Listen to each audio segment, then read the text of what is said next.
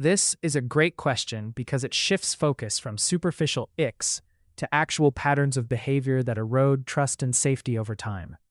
While no one is perfect, certain archetypes tend to create consistent misery rather than occasional conflict.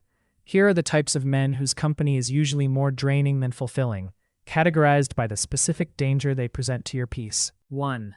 The eternal victim. Who he is. Nothing is ever his fault. His boss is jealous of him. His ex was crazy. The world is conspiring against him. The red flag, you find yourself wanting to rescue him or prove that you're different, that you will treat him right. Why to avoid? You cannot fix his life for him. Eventually, you will become the next villain in his story. When you set a boundary or have a conflict, he won't hear the issue. He'll just tell everyone you've joined the list of people who wronged him. 2. The future faker. Who he is. He talks a huge game about the future. We should buy a house upstate when we have kids, but his present actions are flaky and inconsistent. The red flag? The fantasy feels amazing, but he's late to dates, forgets to text back for 2 days, and hasn't introduced you to a single friend after 6 months. Why to avoid? He's not dating you. He's dating the idea of a relationship. He uses the promise of tomorrow to get out of putting in effort today. You'll be strung along on a diet of empty words. 3. The silencer. Who he is. When you bring up a hurt feeling, he responds with, "You're being too sensitive. It's just a joke." Or, "You're making a big deal out of nothing." The red flag? You start feeling anxious before you speak. You rehearse what you're going to say to make sure it doesn't upset him. Why to avoid? This is the fastest path to losing your sense of self. He isn't interested in understanding your inner world. He's interested in managing you so his life stays comfortable. Over time, this is a form of gaslighting that makes you question your own reality. 4.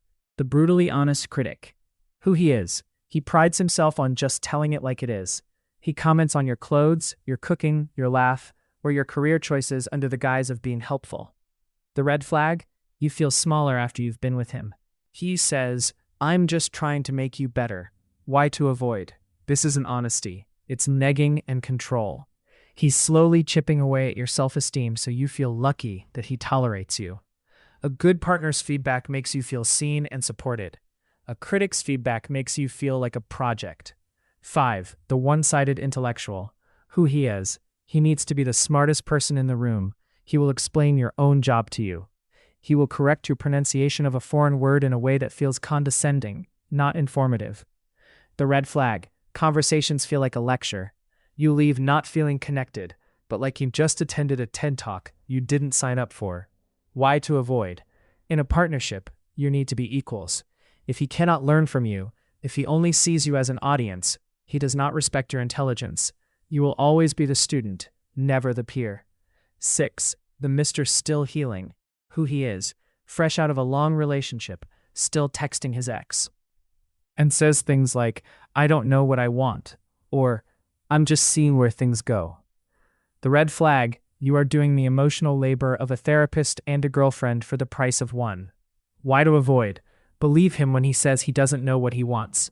If you are looking for a secure relationship, a man who is figuring it out will use your stability as a life raft until he's healed enough to swim away and find the woman he actually wants. 7. The time vampire. Intermittent reinforcement.